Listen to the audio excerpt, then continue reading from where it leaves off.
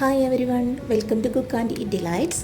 ഇന്ന് നമ്മൾ നോക്കാൻ പോകുന്നത് ഒരു സ്പെഷ്യൽ മാങ്ങ അച്ചാറിൻ്റെ റെസിപ്പിയാണ്. ഈ മാങ്ങ അച്ചാർ നമ്മൾ ഉണ്ടാക്കുന്നത് ഉണക്ക കാന്താരി കൂടുതൽ ചേർത്ത് മുളക് പൊടി കുറച്ചിട്ടിട്ടാണ് നമ്മൾ ഈ അച്ചാർ ഉണ്ടാക്കുന്നത്. അപ്പം നമുക്ക് എങ്ങനെയാണ് ഈ കാന്താരി മാങ്ങ അച്ചാർ ഉണ്ടാക്കുന്നതെന്ന് നോക്കാം. ഇതിന് വേണ്ടിയിട്ട് ഞാൻ അടി കട്ടിയുള്ള ഒരു പാത്രം അടുപ്പിൽ വെച്ചു. അത് ചൂടായി കഴിഞ്ഞപ്പോൾ അതിലേക്ക് ആവശ്യമായിട്ടുള്ള കുറച്ച് സൺഫ്ലവർ ഓയിൽ ഒഴിച്ചു കൊടുത്തു. അത് ചൂടായി വന്നപ്പോൾ അതിനകത്തേക്ക് ആവശ്യമായിട്ടുള്ള കുറച്ച് കടുകിട്ടു. കടുക് പൊട്ടിക്കഴിയുമ്പോൾ നമുക്ക് വെളുത്തുള്ളി അരിഞ്ഞത് അതിനകത്തേക്ക് ഇട്ട് കൊടുക്കാം. വെളുത്തുള്ളി കുറച്ച് കൂടുതലായെന്ന് വിചാരിച്ച് പ്രശ്നമൊന്നുമില്ല. നിങ്ങളുടെ കയ്യിലുള്ള മാങ്ങ എത്രയാണോ മാങ്ങ ഇടാൻ ഉദ്ദേശിക്കുന്നത്, ഞാനിവിടെ 3 മാങ്ങയാണ് എടുത്തിട്ടുള്ളത്.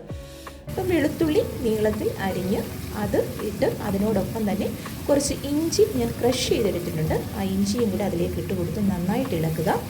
ഇപ്പം കറിവേപ്പിലയും കൂടെ ഇട്ട് കൊടുക്കുക. അത് നന്നായി അതിൻ്റെ കളറെല്ലാം ഒന്ന് മാറി വന്നൊരു ഗോൾഡൻ ബ്രൗൺ കളറാകുമ്പോൾ നമുക്ക് നമ്മളുടെ ഡ്രൈഡ് കാന്താരി ഇതിനകത്തേക്ക് ഇട്ട് കൊടുക്കാം. ഞാനിവിടെ കുറച്ച് ഒരു 2 ബിഗ് സ്പൂൺ കാന്താരിയാണ് എടുത്തിട്ടുള്ളത്. പക്ഷേ നിങ്ങൾക്ക് എരി കൂടുതൽ വേണമെന്ന് ആഗ്രഹമുണ്ടെങ്കിൽ കുറച്ചുകൂടി കൂടുതൽ കാന്താരി ആഡ് ചെയ്ത് കൊടുക്കാം.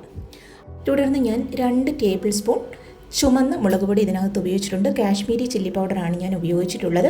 അതിനോടൊപ്പം ആവശ്യമായിട്ടുള്ള ഉപ്പ് നമ്മൾ ഇട്ട് കൊടുക്കുക. ഞാൻ മാങ്ങയിൽ ഉപ്പൊന്നും ചേർത്തിട്ടില്ല. ഇതിനകത്ത് ഡയറക്റ്റ് ഉപ്പിട്ട് കൊടുത്താണ് ഉണ്ടാക്കുന്നത്. അപ്പോൾ കുറച്ച് കൂടുതൽ ഉപ്പ് വേണം. നമുക്കറിയാം അച്ചാറിന് നമുക്ക് കുറച്ച് ഉപ്പ് മുന്നിലേക്ക് നിൽക്കണം. സോ അതിനെ തുടർന്ന് നമുക്ക് വിനാഗിരി ഒഴിച്ചു കൊടുക്കാം. വിനാഗിരി ഒഴിച്ച് നന്നായിട്ടൊന്ന് തിളപ്പിച്ച് നന്നായി ഇളക്കിയെടുക്കുക. അതിനുശേഷം നമ്മൾ അരിഞ്ഞു വെച്ചിരിക്കുന്ന നമ്മുടെ മാങ്ങ ഇതിനകത്തേക്ക് ഇട്ട് കൊടുക്കുക. എന്നിട്ടിത് നന്നായി ഇളക്കിയെടുക്കുക. നമ്മൾ സാധാരണ മാങ്ങ അച്ചാർ ഇടുമ്പോൾ ഒരു നല്ല റെഡ് കളറായിട്ടായിരിക്കും നമ്മൾ കുറച്ച് കൂടുതൽ മുളക് പൊടി ഇടുന്നത് കൊണ്ട് ആ ഒരു കളറിലായിരിക്കും. പക്ഷേ ഇവിടെ നമ്മൾ കാന്താരിയാണ് കൂടുതൽ ആഡ് ചെയ്തിരിക്കുന്നത്. അതുകൊണ്ട് തന്നെ നമ്മുടെ ഈ അച്ചാറിന് ഒരു അല്പം കളറ് കുറവായിരിക്കും, പക്ഷേ ടേസ്റ്റ് കൂടുതലാണ്. കൂടുതൽ കാന്താരി നമ്മൾ ഇതിനകത്തേക്ക് ഇട്ട് കൊടുക്കുന്നുണ്ട്. കാന്താരിയുടെ ടേസ്റ്റ് ഇഷ്ടമുള്ളവർക്ക് തീർച്ചയായും ട്രൈ ചെയ്യാൻ പറ്റുന്ന നല്ലൊരു അച്ചാറാണ് കാന്താരി മാങ്ങ അച്ചാർ. മാങ്ങ നമ്മൾ ഇതിനകത്തേക്ക് ഇട്ട് കൊടുക്കുമ്പോൾ എപ്പോഴും ശ്രദ്ധിക്കുക, തീ കുറച്ച് ഏറ്റവും ലോ ഹീറ്റിൽ വെച്ചിട്ട് വേണം നമ്മൾ മാങ്ങ ഇട്ടിളക്കാൻ, ഇല്ലെങ്കിൽ മാങ്ങ ഇതിനകത്ത് ഇരുന്ന് വെന്ത് പോകും. അപ്പം അധിക നേരം അതിനുശേഷം അടുപ്പിൽ വെച്ച് നമ്മൾ ചൂടാക്കേണ്ടതില്ല. ഇനി നമുക്കിതിൻ്റെ മുകളിലേക്ക് കുറച്ച് കായപ്പൊടിയാണ് ഇട്ട് കൊടുക്കാനുള്ളത്.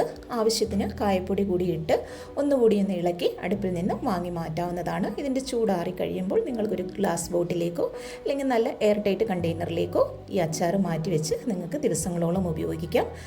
അപ്പം നിങ്ങൾക്ക് എല്ലാവർക്കും നമ്മളുടെ ഈ കാന്താരി മാങ്ങ അച്ചാറിൻ്റെ റെസിപ്പി ഇഷ്ടമായി കാണുമെന്ന് ഞാൻ വിശ്വസിക്കുന്നു. നിങ്ങൾ ഒരിക്കലെങ്കിലും നമ്മളുടെ ഈ അച്ചാറിൻ്റെ റെസിപ്പി ട്രൈ ചെയ്തതിന് ശേഷം നിങ്ങളുടെ ഫീഡ്ബാക്ക് കമൻസായി അറിയിക്കുക. നമ്മളുടെ ഈ കുക്ക് ആൻഡ് ഈറ്റ് ഡിലൈറ്റ്സ് എന്ന ചാനൽ നിങ്ങൾ ഇതുവരെയും സബ്സ്ക്രൈബ് ചെയ്തിട്ടില്ലെങ്കിൽ സബ്സ്ക്രൈബ് ചെയ്ത് നമ്മളെ സപ്പോർട്ട് ചെയ്യുക. ഇനിയും പുതിയ നല്ല റെസിപ്പീസുമായിട്ട് നമുക്ക് വീണ്ടും കാണാം. Thanks for watching.